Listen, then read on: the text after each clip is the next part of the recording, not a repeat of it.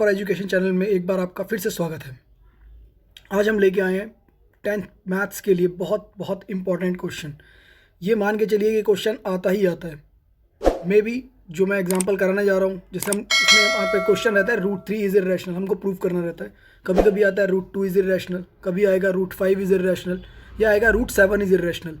तो आपको करना कुछ नहीं है, जब भी आएगा ये हमेशा प्राइम नंबर में होगा। अब प्राइम नंबर क्या होते हैं? वे नंबर जो अपने अलावा किसी और के टेबल में नहीं आते हैं, उनको हम प्राइम नंबर बोलते हैं। तो इसको करने का तरीका बिल्कुल सेम है और एक ही स्टेप है, बस थोड़ा बहुत चेंज होगा। अगर आप एक प्रोसेस को सीख जाते हैं, अगर आप √3 को सीख जाते हैं तो आप √2 भी कर सकते हैं। अगर आप √3 को सीख गए तो √7 √5 किसी भी प्राइम नंबर का आएगा, आप उसे आप ईजिली निकाल सकते हैं। ठीक है, करने का तरीका बहुत ईजी है, थोड़ा सा लिखने का पार्ट है, मगर एक बार दो बार आप इस वीडियो को सुनेंगे आपको एकदम क्लियर हो जाएगा।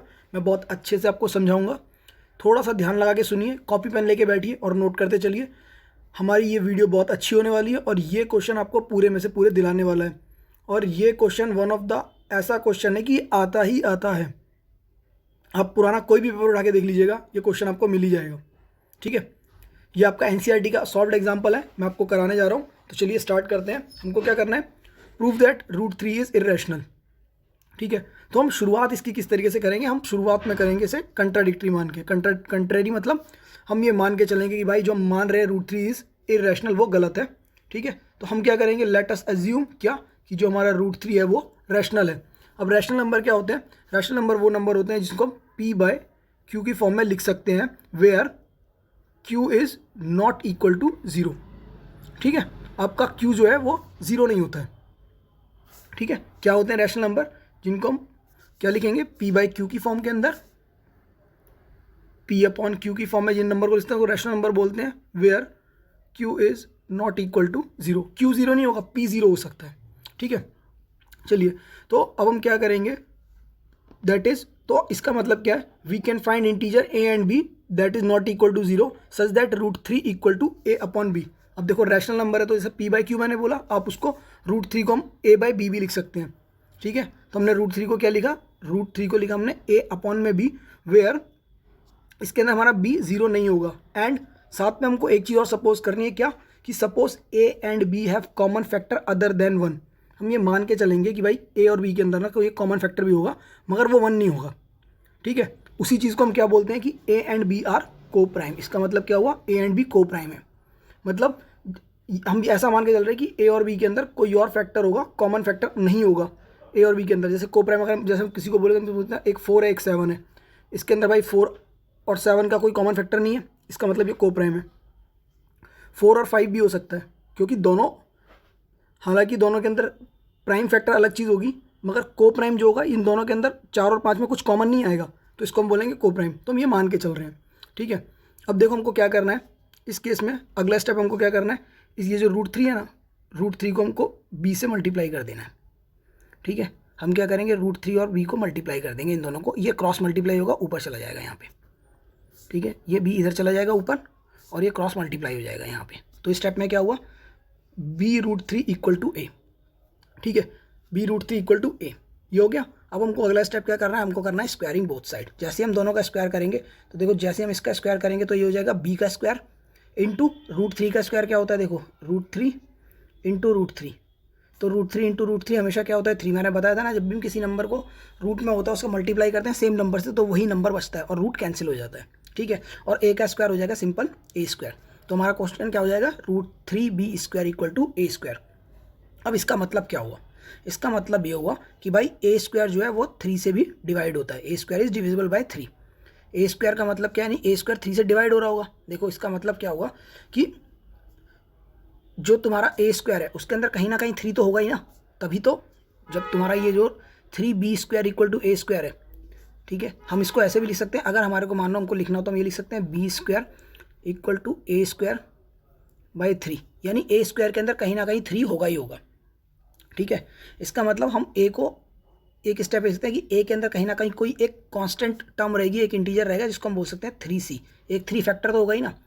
ठीक है, जैसे कि अगर मान लो मैं बोलता हूँ कि भाई 6² इज़ अ फैक्टर ऑफ 3, तो यानी 6 स्क्वायर के अंदर कहीं ना कहीं एक 3 होगा ना, हम चाहें तो उसमें 6 कैंसिल कर सकते हैं।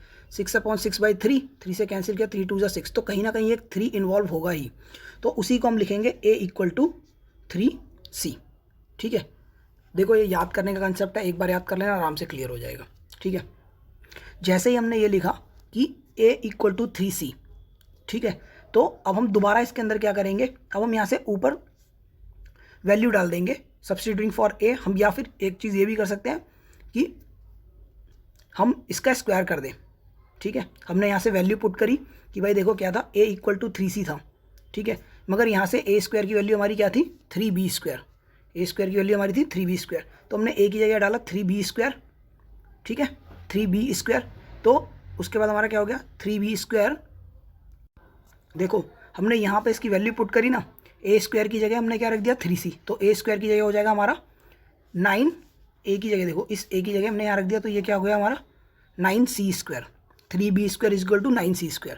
अब हम यहाँ पे अगर हम 3 से 3 कैंसिल कर देते हैं, ठीक है, इसके अंदर अगर हम इस 3 से, इस वाले 3 से इसको कैंसिल करते हैं, तो हमारा क्या बन जाएगा, b² = 3c²।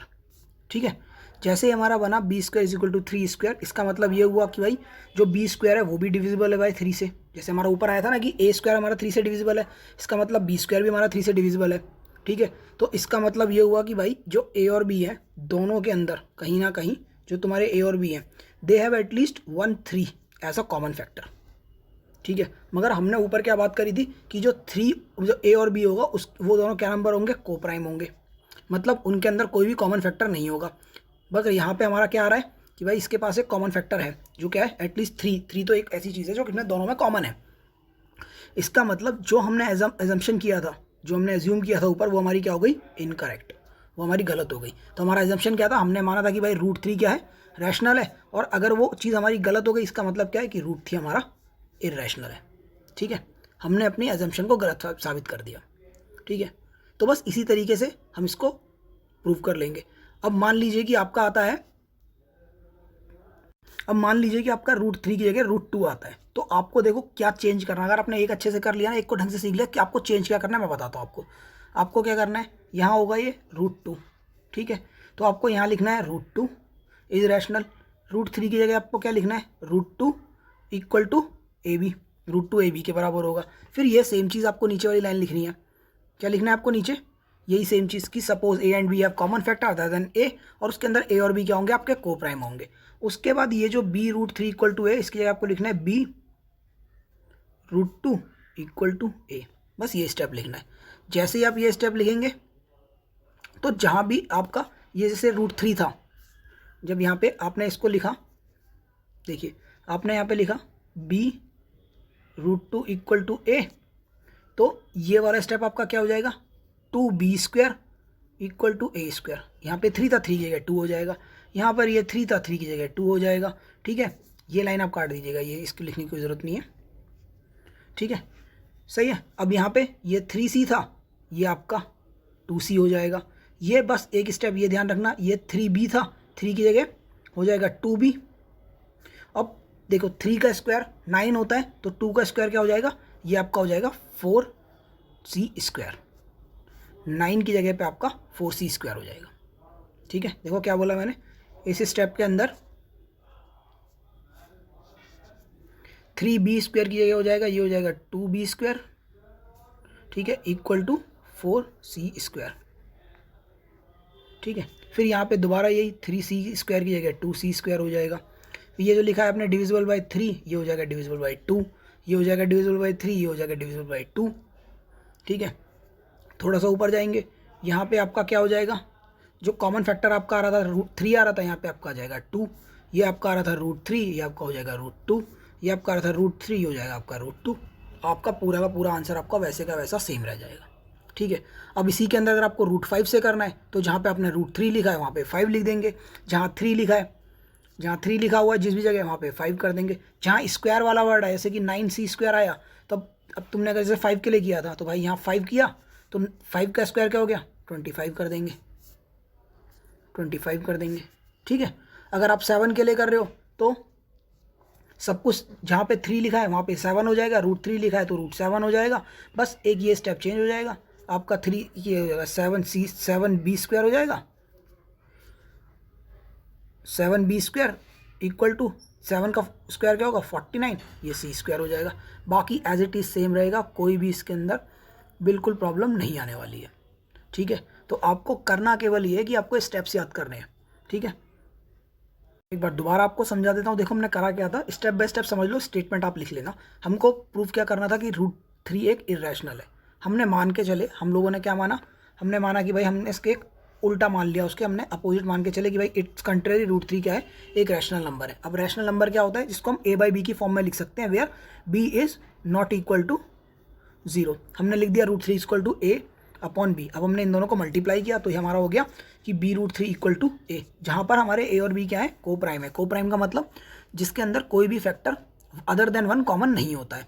अब जैसे हमने यहाँ पे क्या किया, अगला स्टेप हमने किया, इसका स्क्वायर किया, स्क्वायरिंग करा तो हमारा क्या हो गया 3b² is equal to a²। अगर 3b² is equal to a² हुआ, इसका मतलब क्या है कि जो हमारा a² is also divisible by 3। जैसे ये a² 3 के डिविजिबल हुआ तो हमने मान लिया, तो हम इसको इस तरीके से लिख सकते हैं कि भाई 3 के अंदर कोई ना कोई एक फैक्टर, मतलब a के अंदर कोई ना कोई फैक्टर 3 भी होगा, तो हमने लिख दिया इसको a इक्वल टू 3c। अब यहाँ से हमने इसकी वैल्यू यहाँ से इसमें पुट कर दी, तो हमारा आंसर क्या हो गया कि भाई 3b² is equal to 9c²। ठीक है, यहाँ 3 से हमने इस 9 को कैंसिल किया तो b² इक्वल टू 3c² हो गया। जैसे ये 3² हुआ, इसका मतलब सेम स्टेप, जैसे कि अगर a के अंदर एक 3 था, इट मीन्स b² के अंदर भी एक 3 इन्वॉल्व होगा। जैसे ही हमको पता लगा कि भाई b² के अंदर एक 3 है, इसका मतलब कि जो a और b थे उसके अंदर एटलीस्ट एक कॉमन फैक्टर है, जिसको क्या बोलेंगे हम 3। तो जैसे इसके अंदर 3 एक कॉमन फैक्टर आ गया, ठीक है ना, जैसे इसके अंदर पता लगा हमको कि 3 एक कॉमन फैक्टर है, तो इसका मतलब जो हमने जो एजम्पशन किया था कि a एंड b आर को प्राइम, वो हमारी एजम्पशन गलत हो गई। क्या हो गई हमारी एजम्पशन गलत। जैसे हमारी एजम्पशन गलत हुई तो हमारी एजम्पशन भी गलत हो गई कि भाई हमने माना था कि √3 क्या है, रैशनल है, ये एजम्पशन भी गलत हो गई। इसका मतलब क्या हुआ, हमारा √3 इज रैशनल नंबर। ठीक है, देखो करने का स्टेप बहुत ईजी है, तरीका बहुत आसान है। एक दो बार आप स्टेटमेंट को पढ़ेंगे लिखेंगे, आराम से याद हो जाएगा। जल्दबाजी नहीं करनी, आराम से समझ के करिए। और ये मोस्ट इंपॉर्टेंट क्वेश्चन है, मोस्ट इंपॉर्टेंट क्वेश्चन है ये इसका। ठीक है, ये आप पुराने पेपर अगर उठा के देखेंगे तो मोस्टली आया हुआ है। √3 की जगह मैंने क्या बोला, ये आप सब चीज़ों के लिए निकाल सकते हैं। √3 के लिए भी कर सकते हैं, √2 के लिए कर सकते हैं, √5 के लिए कर सकते हैं, √7 के लिए कर सकते हैं, √11 के लिए कर सकते हैं। कुछ भी, जो भी कोई भी प्राइम नंबर है जिसको हम कोई भी हाँ प्राइम नंबर जो 2 के, जो अपने अलावा किसी और के टेबल में नहीं आते हैं। प्राइम नंबर स्टार्ट कहाँ से होते हैं, 2 क्या रहेंगे, 2 3 5 7 11 इस तरीके से चलते हैं। इससे ज़्यादा पूछेगा नहीं वैसे, तो जितने भी आएंगे आप आराम से कर सकते हैं। मैं उम्मीद करता हूँ आप आराम से कर लेंगे। ठीक है, तो थोड़ा सा प्रैक्टिस कीजिए, 1 बार 2 बार 3 बार इसको रिवाइज कीजिए। और ये मोस्ट इंपॉर्टेंट क्वेश्चन है, इसको करके जाइएगा पेपर में। इसको छोड़ के जाएंगे तो बाद में पछताना पड़ सकता है। ठीक है, उम्मीद करता हूँ आपको समझ में आया होगा। A4 एजुकेशन चैनल में आने के लिए आपका बहुत बहुत धन्यवाद। Wish you good luck.